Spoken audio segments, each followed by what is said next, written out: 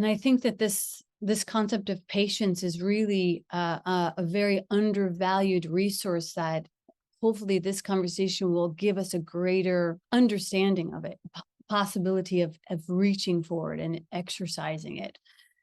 So we're talking about patience. We're in the series of Camp Sunshine, and we're talking about also how to develop patience, because it's easier to describe impatience than patience.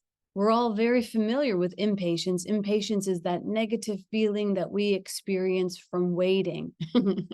And we may have put a lot of meaning on waiting, even as the Course tells us throughout the whole text, like, look, wait, and judge not.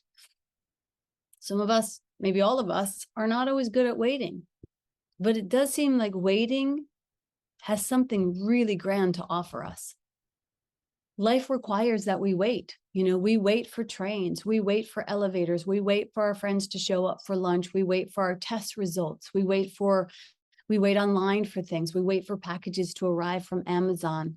We wait on hold, you know, at least on hold, they give us a little awareness of how long it's going to take. Your waiting time will be 45 minutes due to the high volume call, and that's very generous.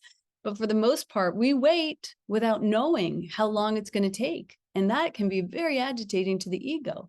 We wait for websites to load. We wait for that little rainbow ball to stop spinning. How many hours have we sat staring at that rainbow ball? How many hours have we spent waiting? It's estimated that the average commuter spends 42 hours a year waiting in traffic. That's almost 2 days. And the recent advancements in technology, where we can literally order something in the morning and it can show up on our doorstep by the afternoon, has led us all into almost an unrealistic expectation of how fast things should actually happen. We are almost growing an intolerance for waiting.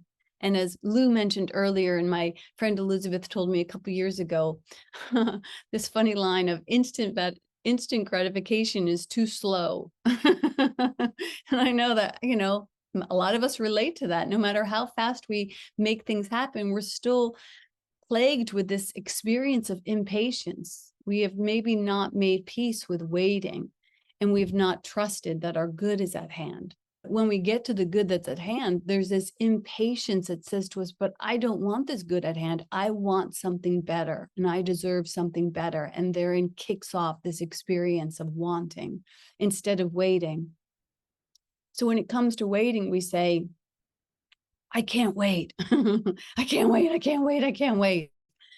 Ever assuming that there's something more favorable than this moment, which is like being in bed with your lover and talking about your mistress.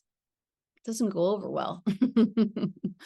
And in that push to prefer a different state of being or a different place, we literally cut off our nose to spite our face. You ever see somebody cut you off in traffic, and you know they're just to get ahead, and then only to meet you right at the same stoplight? You know, and you kind of want to be smug about it, you know, like, really, you know, is this what we've come to? We're rushing to stoplights. But here's the thing, if you're the person who's been cut off, what we're really required to do is to have patience for the impatience of other people. Talk about a masterclass. Can we have patience for other people's impatience? Because the truth is, we can wait. And we could actually even move into a masterclass and decide to wait with joyful expectancy. The other truth is that faster is not better, even though we've been told and sold that. Actually, haste makes waste. And if you keep co-signing impatience, it will seep into and destroy everything. The most precious areas of your life will be destroyed by impatience. I listen to people who have what looks like everything. It looks like, you know, plenty of money. And yet I watch as they spend a lot of time working on how to figure out how to not pay taxes and look for loopholes and game the system to make a buck, you know, getting stingy around what doesn't really hold value and giving up what's really valuable, which at times makes me feel nervous when I'm around those conversations, because I think, like, am I being really lazy or, you know, unmotivated? Maybe I should pay more attention to not having enough right now. Isn't that interesting how contagious that disease of lack can be. Let me pay attention to not having enough. Like, that's insanity. So the truth is, all that fixation on getting more murders the only thing that any of us ever have, which is the good that is at hand. Now, I'm not saying to be irresponsible with your finances or with anything really, but for the love of God, don't let it consume you. You have enough. You are enough. And I wonder when we'll let ourselves stop running and just wait in the beauty of the breath that is before us. Now that's trust. And it says that patience requires great trust. And anyhow, where are we rushing to? Why are we giving up so much for so little? We're giving up so much to get nowhere. According to a recent health report, I found this to be kind of interesting. Cesareans now account for more than 1 in 5 of childbirths, and the number is set to continue to increase over the coming decade, with nearly a third of all births likely to take place by cesarean by the year 2030. In Latin America, the rates are even higher. It's 4 in 10. And in 5 countries, the Dominican Republic, Brazil, Cyprus, Egypt, and Turkey, cesarean sections outnumber vaginal births. And while cesarean sections can be essential in life-saving surgery, here's another statistic that's interesting. The risk of death after the procedure is 3.6 times higher than a vaginal birth for the mother. So many of these C-sections happen because of impatience and convenience. We might want to exercise a little bit more patience with our patients. Whether we're birthing babies or waiting online, developing patience could quite literally save our lives, because impatience aborts this moment and leaves us nowhere. We've developed an intolerance for waiting. Right now we can pay to get on a plane early. We can pay to cut line at Disneyland. We can pay to get our packages delivered earlier than yesterday. But even if we can pay for all this, should we? We fear waiting. People tell me that they get agitated or they get angry when they have to wait. And there's this underlying belief, I think it's co-signed by a communal agreement, that this anger is natural. And I don't believe that. I don't believe that it's natural to get angry. I think it's a choice. And as long as we think it's natural, we won't actually accept how unnatural it is. I think it's a choice that seems like something's happening to me, but I'm actually choosing. I'm sure you have as well. I know I have, but I'm sure you have as well. I've come maybe to a greater appreciation for waiting and patience. There's this, the idea of Stoicism. They have a great vantage point of this idea of patience. Stoicism emphasizes personal strength and resilience in the face of adversity. And it teaches us, it's actually quite compatible with A Course in Miracles and with the 12-step. It teaches us to focus on what we can control and accept what we cannot. Does that sound familiar? The philosophy also stresses the importance of living in accordance with nature and maintaining a sense of virtue, reason, and self-discipline. You never see a Stoic lose its cool. You never see a Stoic go mad. When you meet someone who holds the reins of patience, I don't know about you, but for me, when I see somebody who has eloquent patience, they seem more noble and dignified and wiser, and supports what we're taught about negotiations. In regards to negotiations, they teach you to actually have great patience. They say, speak your proposal, lay down your rate, and then wait. Don't speak. Don't defend. Don't oversell. Just wait. Waiting can be a power move. Conversely, it seems to me, this is my opinion, when I encounter somebody who's impatient, they seem like they're almost drunk. Impatience makes you look a little bit crazy. Impatience is not a good look on anyone. It's not our friend. Patience is the virtue of kings and the self-care of queens, I like to say. Patience gives you everything. It gives you ownership of this moment, which is everything. Patience takes us to the field that Rumi spoke of, where there's no right or no wrongdoing. There's a field where I'll meet you there, where the soul lies down in the grass and the world is too full to even talk about. This is patience.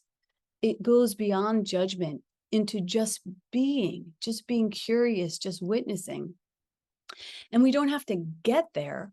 We actually already we are there. We get to just let ourselves be there. You might argue for your limited beliefs by saying like, no, you don't understand. I got to get this done. I don't have enough time to get this done. And in a world of multitasking and overachieving, we can go unconscious real easily in our scrolling, our hustle, and our hoarding and our stuffing, and the gifts of patience can go unaccepted. But as we continue to study A Course in Miracles and the value of peace, it does get easier to forego the distractions and the divisions of this, mindset, the scarcity mindset, and the illusion of being a day late and a dollar short. Like, that is not who you are. You do not have to claim that. The most distracting thing in the world is not the world. The most distracting thing is our thoughts about the world.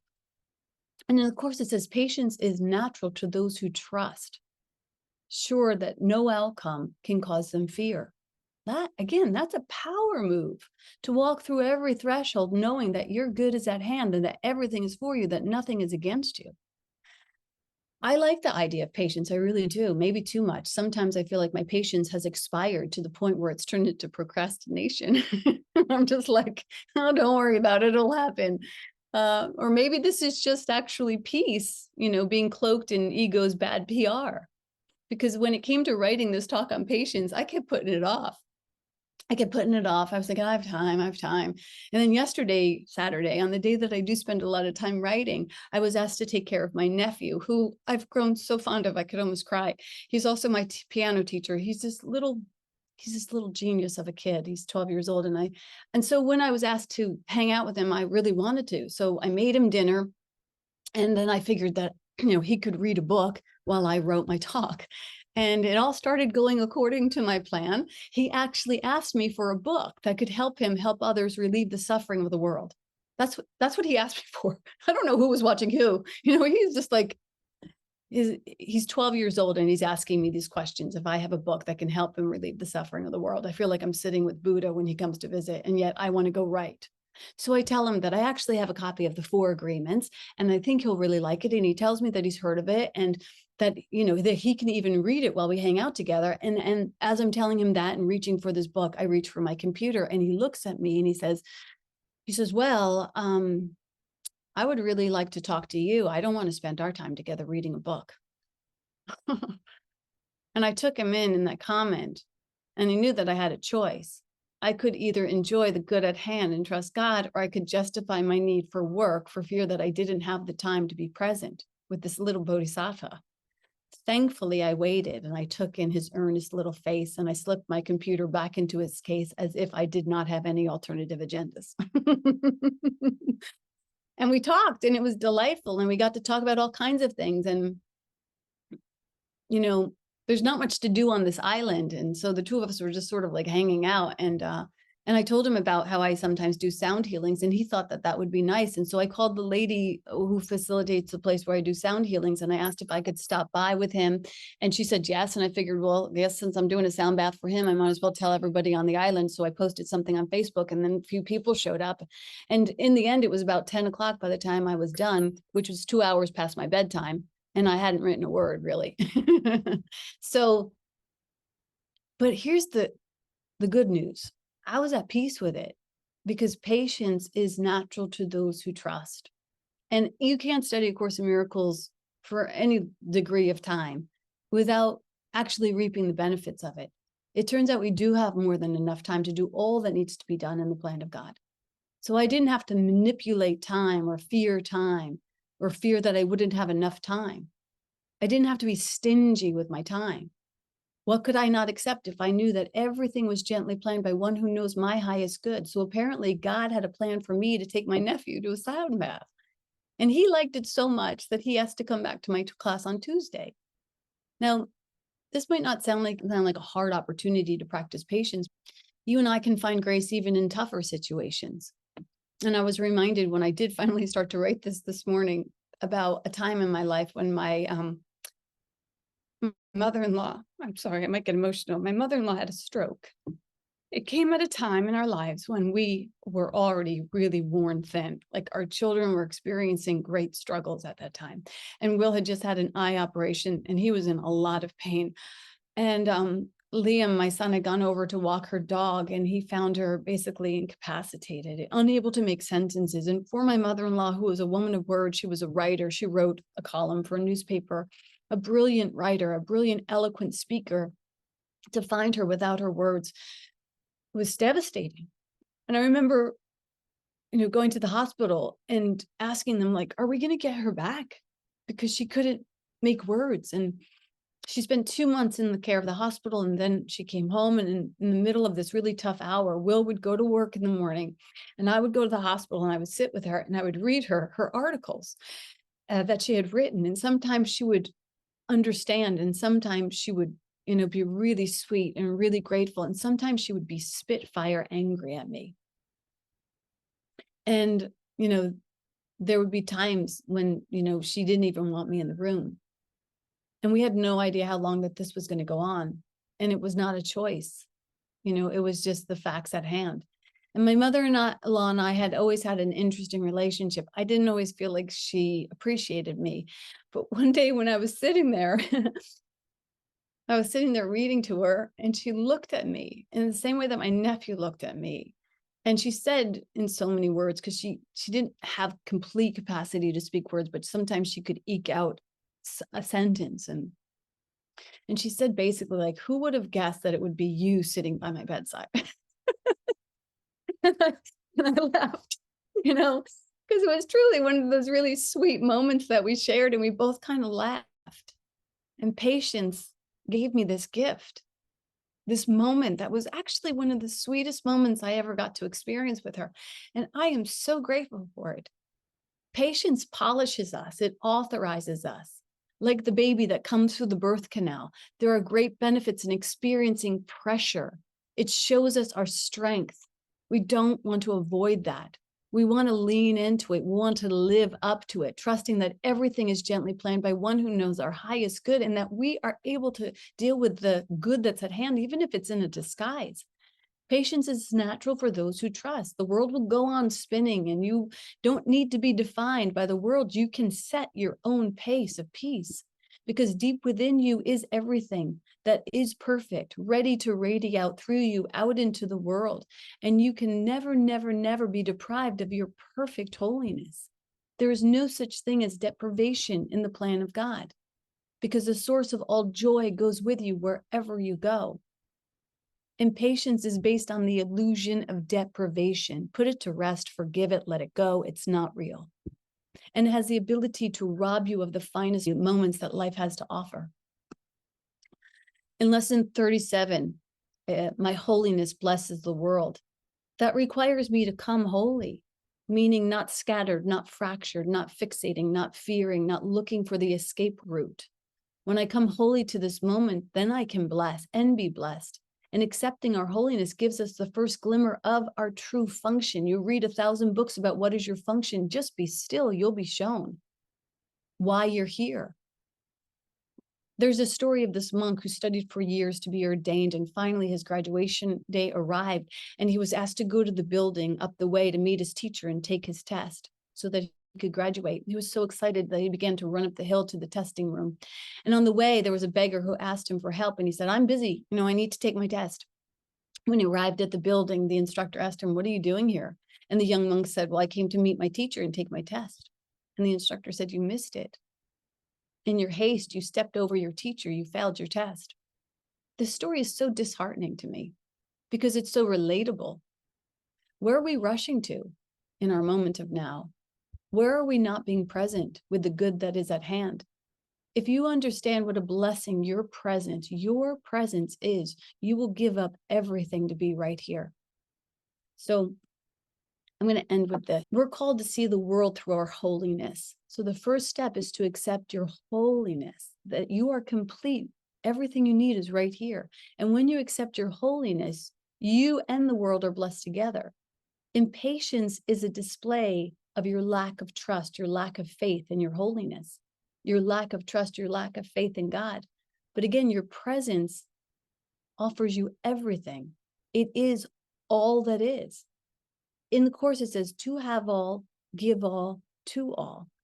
Giving your full presence is giving your all. It's not an easy thing to do, but if you do it, your life will become very easy.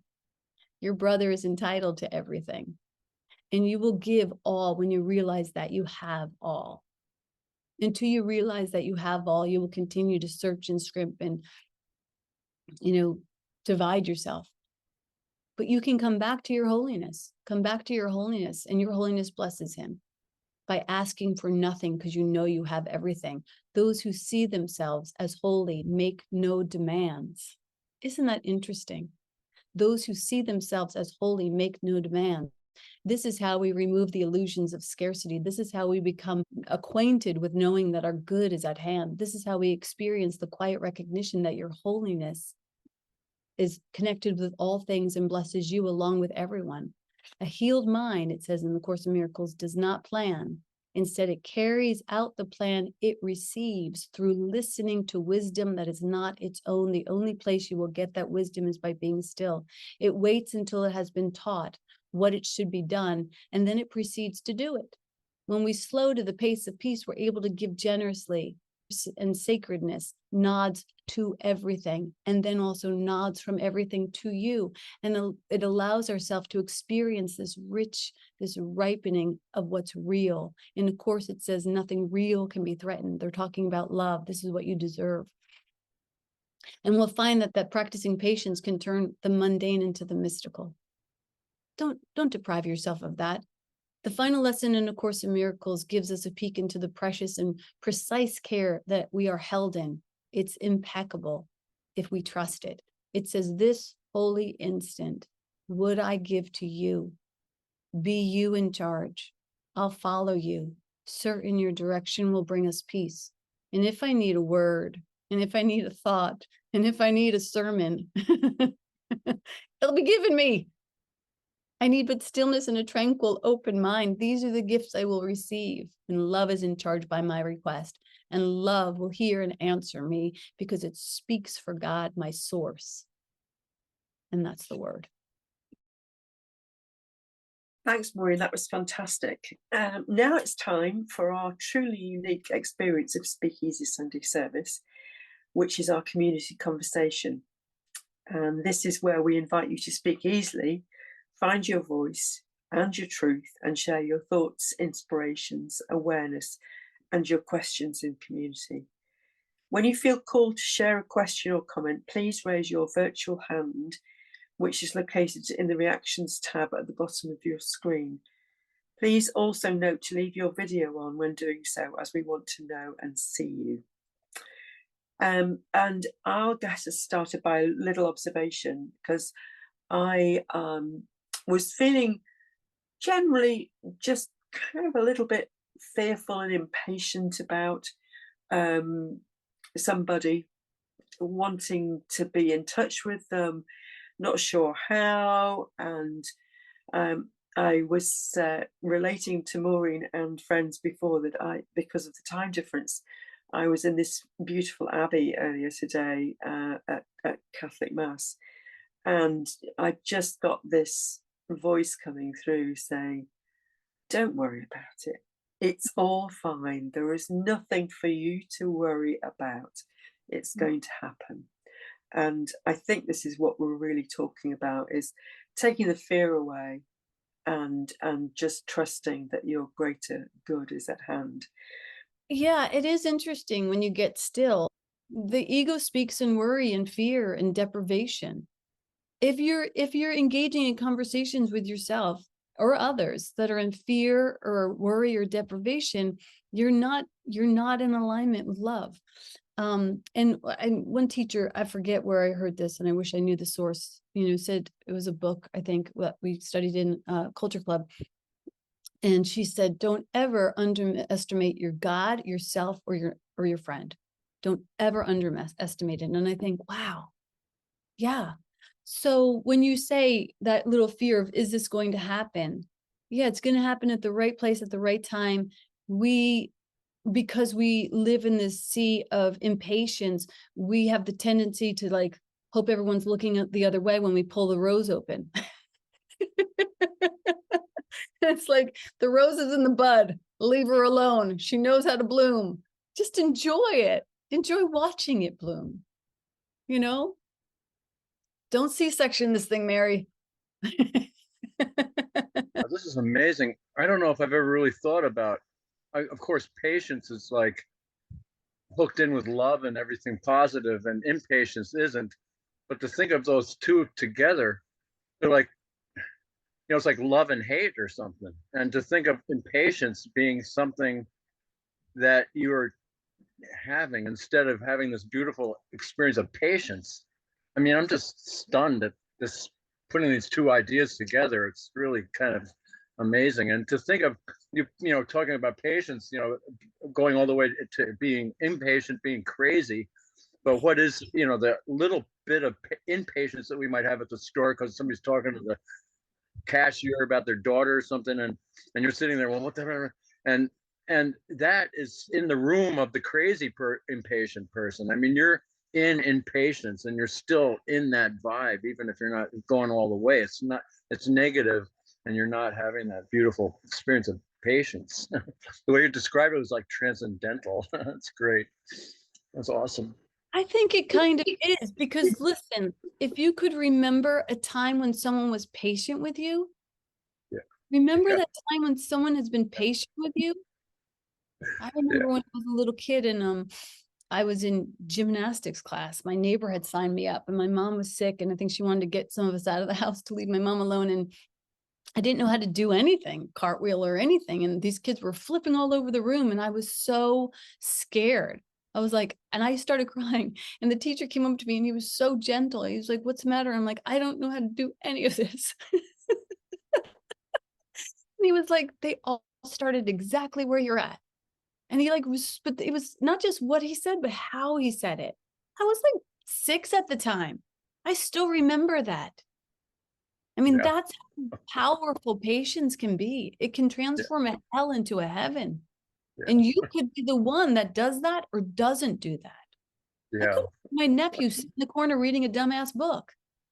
You know what I mean? Like I could have been stingy. I have been stingy, you know? I think Yeah. grandmothers know better than mothers how not to be stingy because they know that that time is fleeting. You don't get many opportunities to sit with a kid who wants to sit with you. Yeah. Yeah. Thank you so much. And also sharing your story about your mother-in-law is really kind of you to share that. Thank you. It's awesome. Thanks. Yeah, it was an interesting time. You know, yeah. Yeah, I wanted to say, I've looked over the years. I remember when I was, 23 years old, and my mom and my sisters and I, we went on a 3-week tour of Europe in architecture. And I had no experience with my mother and sisters other than as mother and sisters. And my mom struggled, and I never, this was in the 80s. My mom struggled to make money exchanges. There was, we have, remember those things that we used to pay with money, they didn't have credit cards, traveler's checks. And just all, and we were girls, so nobody thought about our minces, 3 weeks, everybody got crabby. And of course I was photographing for the group. I just didn't have patience for my mother, and I realize now, and sadly, that I put roadblocks, whether I was, still mad that the ex didn't come with us, or that it should be different, or that I had no idea I was going to be the money translator for everybody. And I didn't take any of that gracefully. I kept throwing the blocks of impatience in front of the present moment. And that's sad. I mean, it makes me sad because I mean, I had a lot of good moments, like bidets. I didn't know what bidets are for. We just put ice and champagne in them. But, we had some laughs and things. But when I look back at all of the lack of understanding that patience could have been the fruit of present moment. I mean, we talk differently now, but I realize how sad that really ended up being. So I appreciate you saying it, because in this present moment, we can apply this lesson to whoever we're with. Yes. And Joni, like all of that can be transformed by the Holy Spirit to be moved forward. Like nothing ever happened that cannot be used. So let all of my impatient ways be the gas in the tank that helps me to be more patient. That's forgivable, it's totally forgivable. Yeah. Good afternoon. I'm calling in from Amsterdam, from the Netherlands in Europe. Yes. And I'm having trouble with my connection, so my patience is being tested in that sense. I wanted to share. I'm on my way to France in 2 weeks, and I'm very much connected to the Divine Feminine Rising. And I've been having trouble getting my head around how to make my journey to the south of France, and I've been feeling fragile about it with the Olympic Games in Paris, etc. And this morning I got out of bed and I thought, okay, the first thing I'll do, instead of worrying about how to get there, I'm going to ground and dance. And at one point, there's this person waving at me, and I wave back. And after a while, I go over and I say bonjour, and it turns out to be a French couple. And I ended up having such an incredible conversation with these people, and literally lighting the torch of my personal Olympic fire of heart-centered consciousness, adding it to theirs, and igniting these people in such a way that we, the three of us, the Holy Trinity in our midst, were actually all so moved that even though now I am still on my way to France, France actually came to me before I needed to go to it. And I'm moved by the theme today because it's been a real challenge for me in the past weeks to honor being patient. And now I hear you speak, Maureen, about faith. And I have such a longing to be of the biggest service I can be in this life, and to light up this world. And I realized that I am that, and that if I get into this impatience and this panic about not being able to live my best life, I actually miss out on these gorgeous moments of miraculous service that the universe brings to me. Yes. But I wanted to mention that I do think that impatience serves, but it requires, for me, I'm speaking for me, and I put it in absolutely. our midst to contemplate. Yes. When I put my intention, my consciousness towards an intention, I actually feel that whatever it is that I'm feeling, I'm actually clearing out for the collective field. And this is not mine. I received this from Matt Kahn, who is one of my dear brothers in spiritual evolution. And he says, thank you, universe, for reminding me of all that I'm clearing out for the collective field. Mm-hmm. And I love that approach because it means that you don't hold anything against yourself for being human and having the road of, becoming aware of what it is that you're doing. But the more that I realize that I am a vessel of transformation, I actually also add my intention to whatever it is, and in this case, impatience, to see that it is what I'm also transmuting. Yes. Yes. And yes. Well, first of all, welcome, my lovely friend. It's so nice to hear you speak and that we cross paths. I feel as lucky as those French people that you met with today. I feel so very lucky. And for your bringing this other facet of this idea. Yes, absolutely. There's a woman in the chat who was writing, and when I was talking about sometimes my patience moves into procrastination, or could it be complacency? We don't want that, right? So absolutely, like there is always we got to go to the Holy Spirit and ask, where would you have me go? What would you have me do? What would you have me say? And it doesn't mean we sit on the couch and eat bonbons. I mean, I literally did sit down and write the talk eventually. And I listened. And in regards to your trip to France, what came to my mind was Mary Magdalene going to France on a boat with no oars. So, she just went with the current, meaning pay attention to the current of right now, and you will be guided step by step, breadcrumb by breadcrumb, to know exactly where to go, what to do, and what to say. And you won't have to lose your mind over it. Should we have examples, right? Yeah. Beautiful. Keep us posted.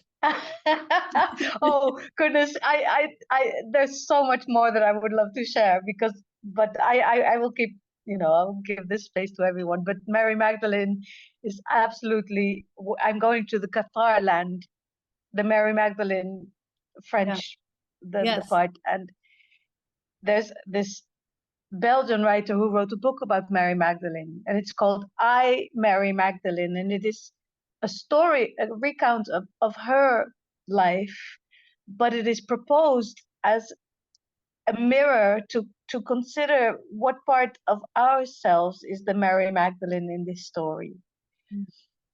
Well, please come put back in and the tell us chat. all about it, because the conversation will continue. And thank you so much for being that buzzy bee that's going off, getting some pollen and bringing it back to our flower. My pleasure. Thank you for being here. Thank you for welcoming me. Absolutely. I really resonated with that patience can be likened to a lack of trust. With what I resonated with was like trusting my own divinity, or trusting the light within me. Today I had an experience where am I still on? Okay. So my boyfriend has to study, and he was like, so it's best if you don't come up to the lake this weekend. I was like, I got it. But I started to feel like in my mind these kind of icky thoughts of oh, he's pulling away and not texting me as much. And I had this moment where it's the more you feel like someone's pulling away, it's the more you want to cling on. And I just I was just patient with myself, and I was trying to just come back to me and who I was, and the trusting of what I have, what we have. And then after that, I got a whole slew of texts, and I believe it was because I was just patient, and I just trusted in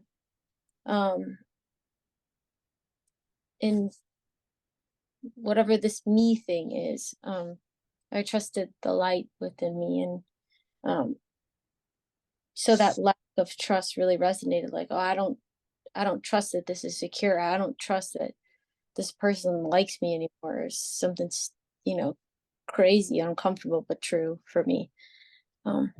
Yeah, it's so funny. I had a similar experience with Will the other day when he was we had just had a bunch of friends visiting, and we were going to go out to the mainland. For me, an extrovert, I'm we're going off the island, and he was like, I really want to go by myself. And I was like, oh. And Rachel, it gives you a real great opportunity to just be with that feeling of whatever that feeling is for you, and to be with it, to notice, if you're patient with it, it's not going to kill you. It's going to gift you with something. And it's so beautiful to move past the sort of labor pains of holiness, that this holiness is being birthed, and it has to eradicate all of the conditions and confines that we've made on it prior to this moment of getting this beautiful classroom. And that's all that's happening. And what comes in? A flush of love. That's awesome. It's a great example. And if you can practice it there, you start to practice it everywhere. Yeah. I was just noticing as you were talking, I kept thinking back to the topic of generosity from last week with Todd Fink. And it occurred to me that patience feels like being generous with your time. And we can either be generous or stingy with our time. Yeah. And either decide that something or someone is worth waiting for, or decide that we're too important and must move on, and I don't have time for this. And you know, I see them as highly interlinked in terms of qualities. Yeah. And you know, Will was sharing with me earlier that he runs the boat up here. He's the boat captain. And sometimes like the boat's already running late and people are running for the boat. And you want to be generous, but Running is a generous term. they're shuffling as fast as they can. Oh my God. This is a different topic. But. You were showing me an example of it, which was really funny.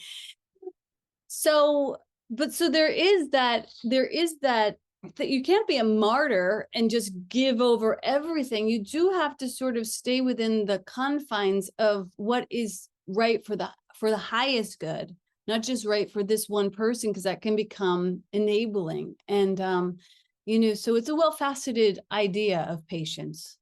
And we got to just take it minute by minute and ask, what would love have me do? Not just for this person running towards the boat, but for everyone included. There's people on the boat too, you know. It's interesting idea around patience. So thanks, Will. Sure. Hey, Lisa. Hi, guys. Okay, Will and Maureen heard this story, but you said something earlier about you unblock like the gift or whatever if you're patient. So I was looking for an apartment and I was getting stressed out, but I was really trying to like channel my inner Maureen Muldoon and just be calm and listen and all that good stuff. So I was very patient, and then I started to panic and I almost signed this apartment that I really didn't like. But then I listened and I was patient, and I heard Holy Spirit or whatever say, walk around the block, see if you like the neighborhood. And I walked by this gorgeous high-rise building and I was like, oh man, this is so cool. And then I was listening, and my inner guide or whatever we call it said, go in and check it out. And all along I had like the barking dog, like, you could never afford this, blah, blah, blah, blah, blah, blah. And then I saw the word condo. I'm like, oh, I'm not going to buy a condo. Long story short, it turned out they had this gorgeous apartment overlooking the lake with a pool, a workout room, a spa, indoor heated valet parking. And it was less than the other place that I was just going to rush to sign out of fear. And the other place had no bells and whistles, no indoor parking. And then here's the kicker. There's a cafe that just opened, and the owner is a professional touring comedian who has like hooked me into the whole scene. And he got me up to do stand-up Tuesday. And his wife owns a yoga studio who's going to get me hooked in there because I teach yoga. So anyhow, thank you, Maureen, for teaching me to be patient. Yes. You know, the stingy little ego will like just like gravel for breadcrumbs and just rearrange breadcrumbs. Like, yeah, this is good enough. Your dad owns a fucking bakery. Like, don't forget it. Your God owns a bakery. You don't have to settle. You don't have to rush. You know, that is such a great example, Lisa. And I'm so happy. Can you imagine? Can you imagine how good? I mean, why? God's not stingy. God's frivolous. I mean, of course, you want to make sure that the shoe fits in every way. How good can you tolerate? And not just to like have, you know, win friends and influence people, but because that old mindset it's martyrdom. It's murdering off. It's saying that there's a lack, it's saying there's a deprivation.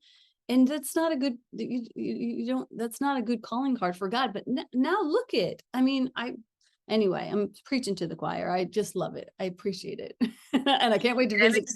I know, I'm excited. You're going to come stay next week or whenever it is. So yay. Are you at Lisa's house? Well, all right. Those are all the wonderful shares that we've had so far, and the great conversation. Mary, thanks for sharing and for hosting today. And Mary, you know, in regards to the maternity thing that I just tapped on, had any thought about that? And did you know there were the statistics? What made me laugh when you were talking about Brazil and other places was, you know, the phrase "too posh to push." So Push to push. I never heard that. Okay. Oh yes, yes. And yeah, we better not go on about the implications, but yes, it might offend people. But yes. Well, I don't believe that, but I do believe it's always a good teaching tool. You know what I mean? Like, Yes. where am I too posh to push, and where am I acquiescing my power to mass conscious agreement? You know, so this is, you know, the birthing situation is just one little classroom vantage point into, you know, a communal agreement where we get to ask, like, really, what do I have time for? Really, where do I want to invest my time? We'll be back next week, having said that, and really look forward to seeing you all then and hearing your really lovely observations and questions. Thanks, So, Mary.